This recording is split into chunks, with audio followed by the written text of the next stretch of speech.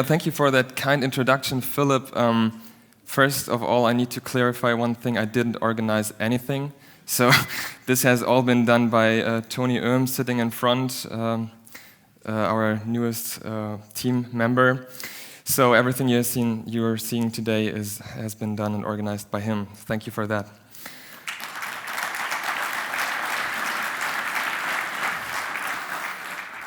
I have to say I'm quite overwhelmed by the attention we got for this day, and I'm very happy that it's because of Azhos and not because of John McAfee.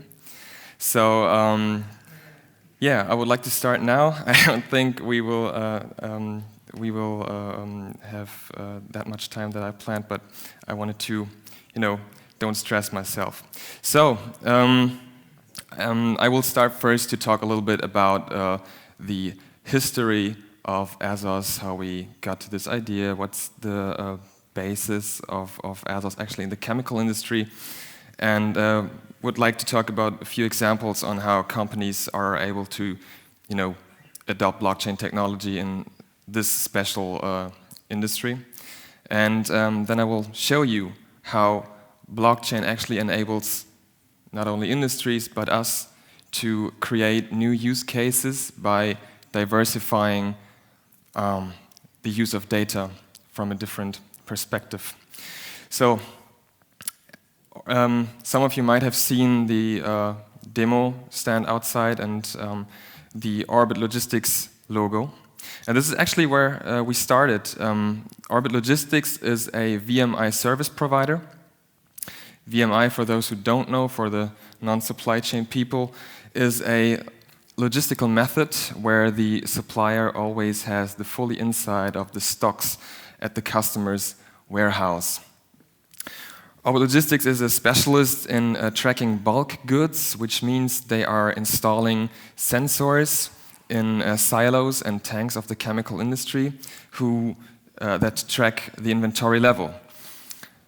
And the principle is pretty easy to understand, because when the inventory level changed, there is a business logic behind that. They monitor it for the supplier, and when it reaches a specific threshold called the order level, we have an automated shipment that's going on, so the producer knows exactly when to send the goods, and the customer never gets out of stock. Now, everybody's talking about IoT. And actually, the plan was now at this point to make IoT devices out of the sensors. And I said I wanted to talk about the state of digitization and how to adopt this technology in this industry. And for that, we have to talk about a few things like what do companies expect from Industry 4.0 and all those buzzwords coming up when we talk about digitization and digital transformation. And the problem is that we have many startups that are highly motivated and ambitious to create good use cases, and they're thinking about, okay, what can we digitize? But they didn't expect that it's real painful to implement new technologies in this industry, and this has certain reasons. At this point, I like to talk about a little story. This was the first time I, went to a customer in this industry. I haven't a chemical industry background at all, but Sylvia Stefan, CEO from Orbit Logistics, took me to a customer, to a client, where it was the first time for me seeing a factory, and I was really excited. I was expecting high technology and all of this, and then we got to this factory. And he showed us the control center. And when we entered the room, it was kind of disappointing, because what I saw were like computers running on DOS and dust everywhere, and it looks like there has nothing been changed like for years, and that's exactly what happened. And I asked them why they didn't upgrade the system. And he simply answered, because it's running for 20 years without a problem. The next question was, are you tracking your inventory levels? Do you have sensors? And he was like, yes, we have sensors. We do have sensors, but they work as good as they are old, so they don't work. And then the question was, okay, how do you track those inventory level then? And he was like, well, we have a guy, and he does this for us. And then, okay, how does he do it? And he said, I call him, and then he went straight to the silo, and he does like this. And then he realized, okay, the level is low, we need to reorder new stuff. It's pretty hard to put that on a blockchain, right? So the question is, what obstacles of digitization are we facing when we try to sell good new ideas to the company, to those big corporates? So first of all, we have a big lack of expertise. I guarantee you, if you ask your CEOs or I don't know, your partners in your company about blockchain technology, 90% don't know what it is, and 5% who say they know what it is don't know what it is, and that means you have to sell something nobody understands right now. And the problem, especially with blockchain, is that there is always this maxim, like this one single question, why do we need a blockchain for this? And first of all, you need to be honest. In most cases, you don't actually need, or it's not possible to do this without a blockchain. But I don't understand why, especially in this technology, everybody has to be so strict, because you have to point out the advantages of using blockchain, efficiency, all of this. The next point, of course, high investment costs. Just imagine you have to, update a whole factory which was built in the 70s. Could be quite high investment cost there. The technological race, of course, trust, which is obviously a point for blockchain technology. Supply chain management, often only for first-tier supplier. That means a supplier knows what the client does and where the goods are at this point, but he doesn't know what the client of the client does and where the goods are, which actually would be pretty cool, because if he knows when the client of his clients orders new stuff, then he would know when he has to, order new resources, which is one of the biggest blockchain experiments right now, where companies do pilots and proof of concept to achieve this transparency over the whole supply chain. That's what they want to have. So legal uncertainties, which is actually the most expensive point especially for startups, because you have to wait very long times when you deal with corporates, because the compliance, everything has to fit, right? Even when you are done with your whole codings and with your technical stuff, you have to wait like ever until you get the okay to start the business. Updates during a running business is a real big problem. When I update my computer, it's really easy. If it doesn't work, I just, get a backup and I have my system running again. If a whole factory gets updated and doesn't work for a whole day, it could be quite expensive, of course.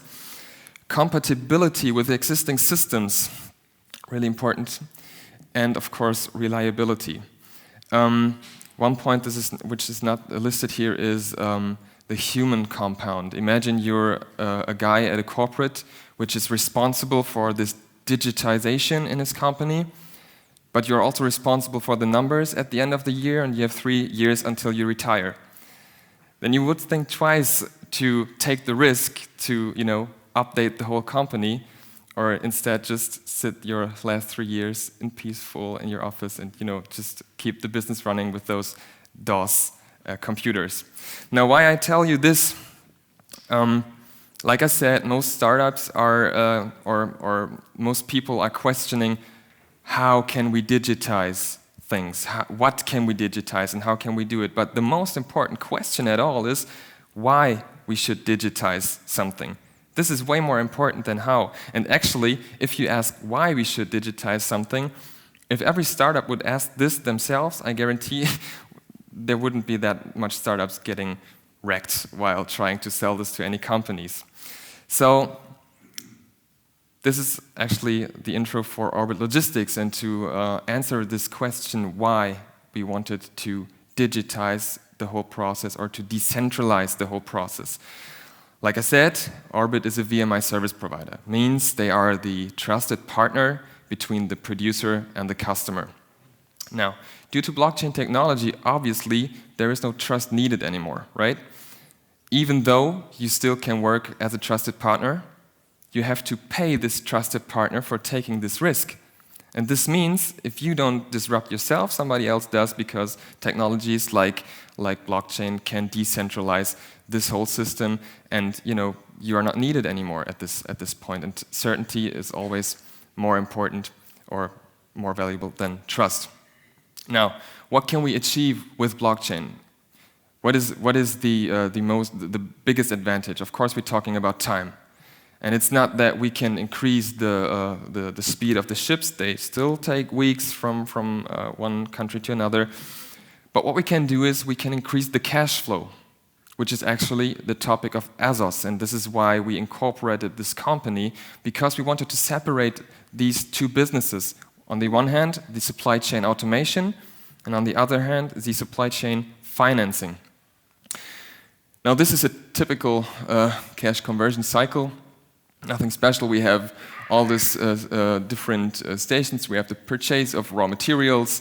Then we are here at the producer side, who gets the raw materials in his inventory. And then the shipment starts, and then he waits for his money. Now, let me give this example.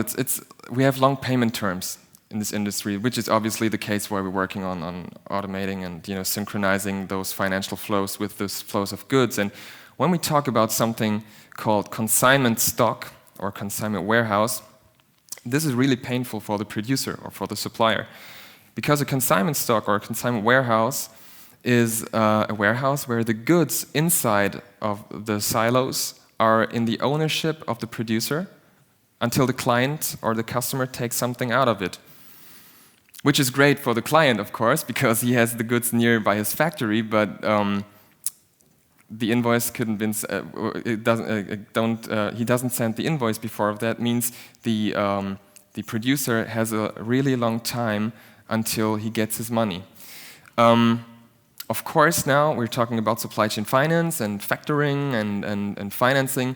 It's not hard for a company like BASF, SABIC, whatever you call it, to get a loan. Yeah, of course, BASF can go to a bank and say, hey, I have this amount in tied up capital, I need a loan, and then the bank say, oh yeah, we're very, very happy to give you this money. But this is nothing you want as a company, because in best case, you want to shorten your balance sheet. You don't want liquidity for a new loan on the other side. You want to shorten it. It means you need to reduce the account receivables. Now, how do you want to reduce your account receivables when you don't know what's inside the tank, or when the bank doesn't know what's inside the silo? What should a bank finance if there is no invoice, there is no factoring at all? And this is actually the point of Azhos. By using the data from Orbit Logistics and those service providers and putting them on a blockchain with our system, we have the non-manipulable proof of existence that these goods really are existing in that amount, in that quality, at that specific time, which enables banks and financial institutions to finance those goods before even an invoice is sent. And this is incredible, because you can shorten the DSOs to none, because we enable them to do instant payments on a blockchain. When you see this cash conversion cycle I just showed you, you have the days inventory outstanding, the days saleables outstanding, which is the tied up capital. And we layered now the inventory level of the silo over this cash conversion cycle. Our clients that are using this technology can actually decide their cash flow, choose their cash flow advantage. Means they can say, okay, each time a liter or a ton gets consumed out of the silo, I want to get my money for each liter, which actually means I get the money before the invoice. They also could say, each time I have an inventory increase, means the truck arrives at the factory and pumps the goods inside the silo. I want to have the payment because we have the proof. And this signal is the only thing we need to initiate the payments. Now, of course, corporates are smart. This is what it looks like today. Like I said, it's very easy for a company to get a loan, and it's even, but it's hard on the other hand to get it like in the way of factoring when we talk about pre-invoice financing. Now they could be smart and say, we're separating the shipments. We are starting to finance each truck that leaves our company, which is a good idea. But remember, a few slides before I showed you the current state of digitization in the industry. Somebody has to sign the contracts, right? So if you start signing the contracts for each truck that leaves your factory, you would have an increase of your costs because somebody has to do it. Now, by doing it on a blockchain, we're reducing the risk. Because, like I said, we have a proof of existence. There is no risk anymore. There is even no risk of financing because, I mean, we're talking about AAA-rated companies. How big is the risk for you to finance this in a front-up? Or how big is the chance that BASF doesn't pay their invoices, right? And we also reduce the costs because everything is automated. Nobody has to do anything like, okay, you have to press a button maybe, but this is all nothing compared to the system how it runs today, right? This is actually the result, how it looks today. The dotted line shows you the cash flow we have right now with the 30 days terms of payment compared by the cash flow we have now by using the system, a way higher accuracy. More than that, a company can choose and say, okay, I want my cash flow to look like this, and I want, as a front-up, to initiate the payments for this, regarding to this cash flow to my company. And this all on a fully automated basis. I'm very happy to have Simon Seiter from Commerzbank here today and Dr. Julio Faurer, which will talk about e-money on the blockchain, so I don't have to explain it how it works. But what I can tell you is, of course, no company would like to get paid with Bitcoin or Ethereum, not even with Ripple, because it's no money, right? How should they book it? What should the accountant do with a Bitcoin? You don't have the legal framework for that. So we needed to find a way to, I talked about compatibility, to enable them to use this and to do payments on a blockchain, and I will explain you why it's so important. So first of all, we are working with e-money on a blockchain. You guys, I'm sure you've heard the news from JP Morgan that they made a stable coin, which is pretty funny because Philipp Sandner asked me why are Americans so good in marketing and we didn't say anything. I mean, Santander, Commerzbank, we have e-money on a blockchain, like I would say for at least, I don't know, tokenization for a half year, so it's not a big deal. It's not rocket science. You just have to imagine that we use real money, or to accept that we use real money on a blockchain, not a stable token like Tether. It's real money, which makes it compatible with businesses and enables them to book those payments actually in their accounts. Now, why is this so important to do it on a blockchain? And when we talk about programmable money, imagine a client which has, or now our client means a producer who has not one client with like 50 silos, but instead 50 clients with one silo. Now, could you imagine how hard it would be to go to each client and say, we have to change the terms of payment. From now on, you don't pay the money to us. You are going to pay the money to whoever is financing this product. Who thinks that this is even possible without an economical, with such high economical costs, really doesn't know the industry. And even if a producer would be able to convince a customer to do this like this with this technology, then at least the customer would say, okay, but then you can give me better prices if you have an advantage due to this. Now with blockchain, it's pretty easy. We are linking IBAN accounts to wallet addresses. Like I said, technically explained, you will hear it later. And the customer will do a regular SEPA transaction. He has nothing to change, but the money will direct it due to the smart contracts to those who financed the delivery in a discounted payment before. And this is really important because you only are able to change things in this industry by not changing the operating side and how they are used to work. So, we were talking about the chemical industry. But there are also other industries where we could work on and are working on now to get them on the system, right? Right now we have more than 6,000 data points already installed all around the globe to use this for our system. The chemical industry is a point, also grain industry, and don't forget the oil industry.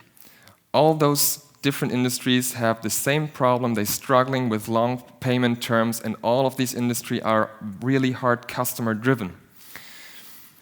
And as a startup, it's pretty important to point out how we plan our scaling.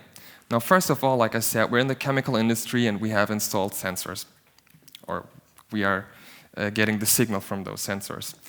First of all, we're increasing the numbers of the data points we have installed worldwide.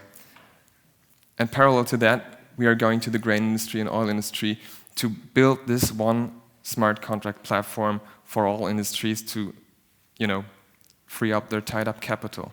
And this is $1 billion market and like a huge advantage for all those producers who actually suffer, if you want to say suffer, due to this long payment terms. Right, so we talked about how we're enabling industries, how we're enabling banks to free up their tied-up capital. But what we didn't talk about is what's in it for you, how we enable you in this use case, which is, maybe more interesting for you. What we've seen today is actually this, in a nutshell. We have a producer, we have a customer, we have the flow of goods. Then we have Azhos, which is actually the right way to speak it out. It's not Azhos or Azhos for those who were asking. That does the payments, right? We get the signal, which initiates an instant payment, and then after the regular terms of payment, the customer pays his bills, and that's actually the cycle we've watched today. But this is only the demand side. The real thing here is the supply on this side, because somebody has to put the liquidity in this, right? We're talking about billion-dollar markets. If we would be the one to, have the money to finance these markets right now, we wouldn't be here today. So the question is, when we talk about decentralization, how can we decentralize this system and the finance of the chemical industry? Now, I guess everybody has seen or knows about P2P lending platforms like Smava or like Aux Money, which is, pretty easy. A student who needs a new laptop, maybe he doesn't get a loan from a bank, he can go on Aux Money, say, hi, I need a laptop, I need 2,000 euros, I need someone to lend it to me. And then everybody of you is able to say, okay, I give you the money and I get it back in a few weeks, months, whatever. Now, a student doesn't have the best rating, and I told you before, because we are talking about big corporates, they have a really good rating, and it's a really, really, really low risk to put your money in it. And actually, this is how it looks like. We will get liquidity from financial institutions and investors, like on a P2P lending platform, but in this case, you're not financing private persons, private people, you are putting your money to finance the global industries, and you can participate on the revenue of global industries, which is actually a pretty cool thing, because this is something, no stock paper can actually deliver you. Of course, there's also a token case, which I only will, I don't want to put the focus on this right now, but I need to tell it. Token buyers, it's a security token. You might have heard about it, that we are talking to the FMA to get full approval for that. We are also having signed a MOU with an exchange because we don't want to start this before we have all these things together, like approval and allowance to do that, and an exit for potential investors. But the good thing is, you can deposit the token on an exchange which you already bought. We will block it on the exchange, provide liquidity out of this operation to, like I showed you before, finance the whole process. So not anymore by big investors or by financial institutions, and then rewarding the investors by, in this case, Azhos token holders with Ether, or the financial institutions and investors, of course, with US dollars. Which means we are talking about the maybe not decentralizing, more democratizing of financing this industry. And this is a huge market. So, we're opening the markets for everybody at this point, and this is actually the new information which we didn't announce. This is the big announcement for today. I mean, I hope everybody has read the white paper, which has shown how the industry works, like the whole demand. But these are the big news. Enabling each one of you to participate in this financing of global industries. Last but not least, a few words to our team. Well, I'm Marcel. I introduced myself already. Matthias Baer is the CTO who is responsible for all the smart contracts. We have Dr. Silvio Stefan, CEO from Orbit Logistics, and now CIO, sorry for the double O, Silvio, of Azhos. Chairman Supervisory Board, Mr. Rudolph. Dr. Julio Fara, who will also talk today, is our lead technology advisor. He actually brought the technology of tokenization into this industry. Istvan Kokron is our general counsel. Someone of you might already heard about him from Handelsblatt and his big case with Envion. And then we have John McAfee, who has, to clarify that, no shares at this company. I've been asked over and over again how it comes that we work with John McAfee, and I already posted a lot about it. John is really responsible for for our cybersecurity questions. Let's say that the previous plan, of course, was to do an ICO, right? And we talked with John, and he said that we shouldn't do an ICO because a utility token wouldn't make sense in this case, which was actually quite surprising for me because he would be the one that had the most profit out of an ICO. But yeah. However, now he's advising us in cybersecurity, and I know he's still a rock star, but nobody can doubt his expertise, I guess, in cybersecurity, and I know that at least 2 corporates here have installed his system for their antivirus security. And of course, Professor Sandner, who introduced the supply chain day today to you, is also one of our team members. We choose Liechtenstein as our home base. Why? Because the regulatory and the ways of working there are a little bit more efficient than they are in Germany. I guess everybody was surprised when they heard that BaFin approved an STO from Germany. Like, nobody expected that. But if you didn't just read only the headline, but also the subtitle, you would have seen that they worked there on this project since 2013. So it took them 5 days to allow this STO. So the ways in Liechtenstein are really shorter than there, and they actually are, very open to blockchain and helping you proactively to, make your business better in a legal framework. And Thomas Nägele is here today. He will talk about the blockchain law in Liechtenstein, which is a pretty interesting case. Well, that's already it. So when we talk about Azhos, we talk about an increasing cash flow by free up the tied up capital in global supply chains. We're talking about decentralizing, or like I said, democratizing financing for those industries. And with that, I want to thank you all for your attention. And I wish you a very interesting day with all those great speakers we have left for this. And if you have any questions, I'm sure we will have the chance to chat in the coffee break. Thank you.